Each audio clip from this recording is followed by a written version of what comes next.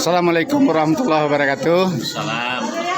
Baik Bapak-bapak dan Ibu-ibu saudara-saudara yang berbahagia, kali ini kita bertemu dengan Bapak Wali Nagari Pakan Senayan, HS Datuk Dayo Nangkuniang.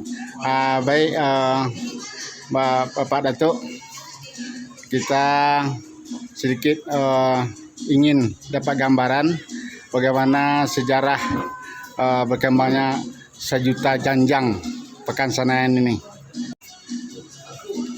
dan harapannya ke depan seperti apa Pak? Ya, Assalamualaikum warahmatullahi wabarakatuh. Waalaikumsalam warahmatullahi wabarakatuh. Perkenalkan, saya HS Datuk Dayo Nangkuniang, Wali Nagari Pekan Senayan. Terkait dengan sejuta janjang, alhamdulillah pemikiran dasar atau pemikiran awal berdirinya sejuta janjang ini dilatar belakangi oleh sebenarnya anugerah yang diberikan oleh Yang Maha Kuasa ke negeri Pekan Senayan dalam bentuk view dan pemandangan yang indah, yang selama ini view itu belum dioptimalkan sebagaimana mestinya. Nah, beranjak dari itu, maka bagaimana kita bisa mendorong keindahan alam itu bisa tereksplorasi dengan baik. Nah, makanya kita sepakati ada semacam destinasi yang kita bangun di situ, bagian untuk mengeksplorasi keindahan alam Pekan Senayan. Pilihan itu jatuh ke membuat tangga yang destinasi itu bisa dinikmati bukan hanya di puncak, melainkan rute menjelang destinasi itu pun sebenarnya banyak keindahan-keindahan yang bisa dinikmati oleh para pengunjung. Nah, makanya pilihan itu jatuh ke sejuta janjang, sebab sejuta janjang itu destinasinya bukan hanya di spotnya yang telah ditetapkan, tapi proses menjelang spot itu pun juga banyak keindahan-keindahan alam yang bisa dinikmati oleh. Kemudian yang kedua, dengan dasar kesepakatan itu, maka kita coba bicarakan dengan pemerintah daerah. Nah, bagaimana memfollow up rencana tersebut. Alhamdulillah, gayung bersambut pemerintah daerah ketika itu melalui Bapak Indra Satri selaku Bupati. Beliau merespon dan beliau hadir ke sini untuk melihat bagaimana gambaran keindahan alam yang ada di negeri Pekan Senayan. Nah, setelah beliau kita hadirkan ke sini, beliau pun juga menyaksikan langsung keindahan alam yang kita punya, sehingga dari beliau sendiri, beliau sepakat bahwa ini perlu dikelola dan ditindaklanjuti. Nah, mulai dari proses perencanaan di tingkat daerah, termasuk juga kita berbagi tugas. Nah, dengan pemerintah daerah, kalau yang di pemerintah nagari bersama dengan tokoh-tokoh masyarakat kita, yang alhamdulillah kebetulan di saat itu ada yang duduk sebagai anggota DPRD Kabupaten Agam. Nah, kita coba bagi tugas di pemerintah nagari beserta tokoh-tokoh masyarakat untuk mengkonsolidasikan rute sekaligus lahan, sebab lahan yang akan dilalui itu kan lahan masyarakat. Nah, perlu kita konsolidasikan, kita bicarakan dengan masyarakat terkait dengan kebebasan lahan. Ini yang pertama. Tugas kita yang kedua adalah untuk mensosialisasikan destinasi itu sendiri. Sebab awal-awal kita sosialisasikan, masyarakat secara umum kan masih melihat bahwa dampak negatif dari keberadaan destinasi itu kan juga luar biasa. Nah, kekhawatiran itu terpahamkan oleh masyarakat dan perlu kita berikan edukasi, perlu kita berikan semacam pencerahan dan semacamnya. Nah, ini tugas kita dari Nagari. Alhamdulillah terkait dengan proses lahan, pertama rute, kemudian pembebasan lahan kita clearkan di Nagari, kemudian kita satukan persepsi bahwa pariwisata itu di samping ada dampak negatif, tapi tergantung kita menyikapi dan mendorongnya kemana. Nah, sehingga proses di internal pemerintah Nagari selesai sampai masyarakat bersedia untuk menyerahkan lahan mereka, baik itu untuk rute perjalanan maupun spot. Ada 3 plaza yang ada di dekat Pinus, di pelataran Sejuta Janjang. Kemudian tugas dari pemerintah daerah tentu menyiapkan anggaran dan perencanaan. Dalam penyiapan perencanaan, memang awalnya kita berencana untuk Sejuta Janjang ini kita mulai titik nolnya itu di jalan provinsi. Jalan provinsi yang ada di dekat SD 08 Nagari Pangasenayan, yang jaraknya sampai ke tujuan akhir Sejuta Janjang itu lebih kurang 3,8 kilo. Ini perencanaan awal. Nah, setelah perencanaan itu clear, nah rupanya tentu ada kaitannya dengan ketersediaan anggaran. Nah, untuk membangun dengan bentangan rute yang cukup panjang, ditambah dengan spot-spot yang rasanya perlu kita eksplorasi. Nah, sehingga disimpulkan untuk awal ini kita mulai dari titik ini dulu, dari Tabek Sarian namanya. Nah, dari Tabek Sarian menuju spot akhir yang berada di pelataran Pinus. Itu lebih kurang jaraknya 700 meter. Kalau anak tangganya 998. Nah, itu yang direncanakan. Setelah perencanaan clear, nah baru masuk ke penganggaran. Nah, ada 3 sumber anggaran. Pertama dari APBD yang dimulai tahun 2019.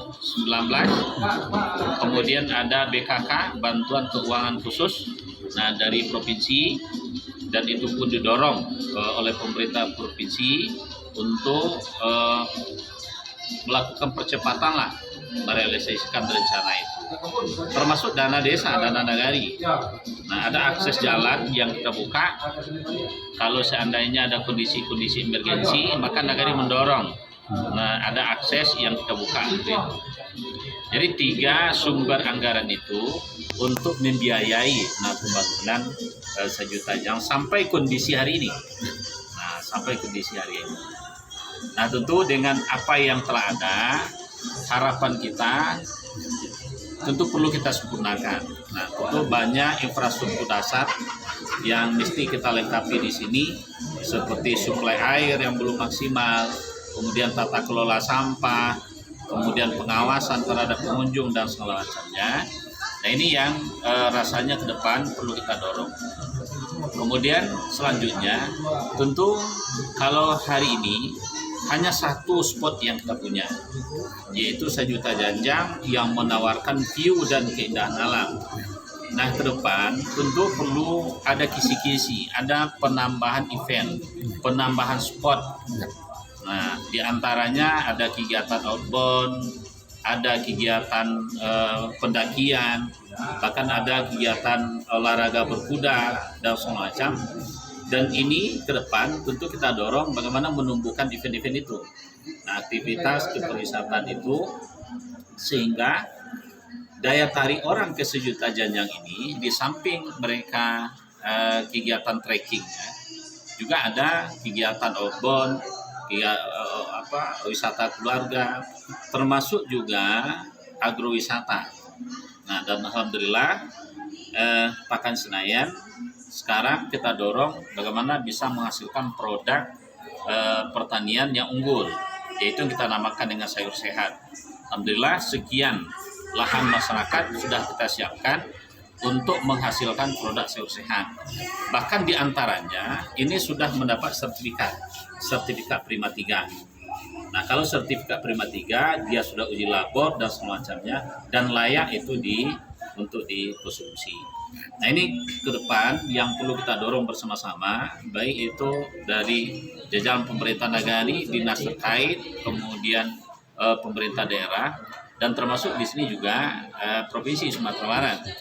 Nah, sebab kita tahu bahwa salah satu program prioritas baik itu secara nasional, provinsi sampai ke daerah kan terkait dengan menghidupkan aktivitas dan kegiatan wisata. Nah, sekarang kita sudah punya destinasi yang dimiliki oleh pemerintah daerah. Nah, tinggal ke depan bagaimana kita bisa mengoptimalkan keberadaannya, baik itu melengkapi infrastruktur, termasuk juga tata kelola. Nah, kami bersama dengan Ketua Akan juga mendorong bagaimana tata kelola Sejuta Jenjang ini kita warnai dengan kearifan lokal kita yang punya. Pakaian pengunjung, jam pengunjung, dan semacamnya. Nah, tentu kita berharap tidak ada, kita coba minimalisir dampak negatif dari pariwisata itu, dan untuk membuat semacam regulasi dan konsep itu, nah kita coba bermitra dengan WIN, Syekh Jamil Jambe, untuk membuatkan semacam draft awal kira-kira bagaimana konsep tata kelola wisata Sejuta Jenjang itu, yang pertama itu halal, kemudian bisa mengakomodir kearifan lokal kita, nah kearifan budaya kita, dan alhamdulillah itu sudah disiapkan. Nah, tinggal kita diskusikan lebih lanjut, baik itu dengan pemerintah daerah selaku pemilik aset maupun dengan masyarakat sendiri. Nah, sebab aturan itu kan perlu kita sosialisasikan.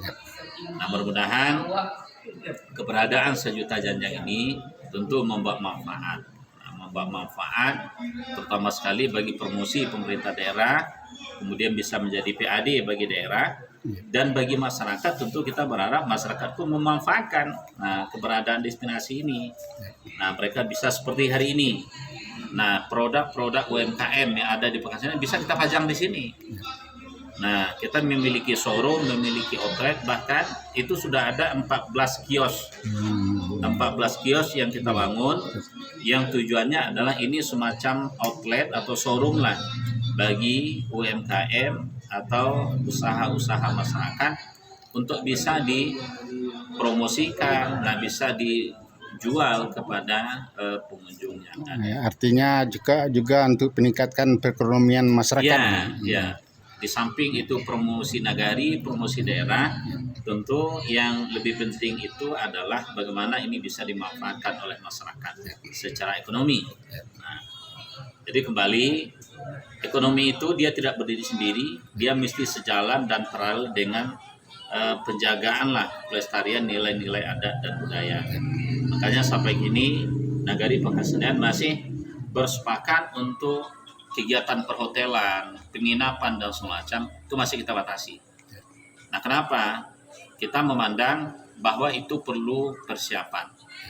Nah, perlu kita menyiapkan SDM masyarakat untuk bisa menerima keberadaan hotel, kemudian penginapan, homestay, dan semacam.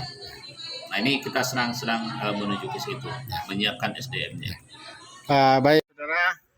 Kita sudah sampai di puncak Jenjang Sejuta, lereng Gunung Singgalang. Inilah suasananya. Di belakang kita ada Gunung Merapi, itu Bukit Tinggi, Kota Bukit Tinggi.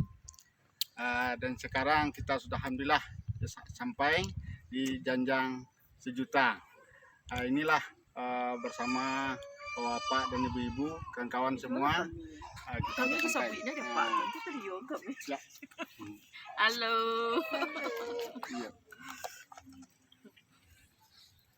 Ya, silakan yang berminat. Alhamdulillah cukup indah di sini, cukup aduhai. Kita saksikan pemandangannya.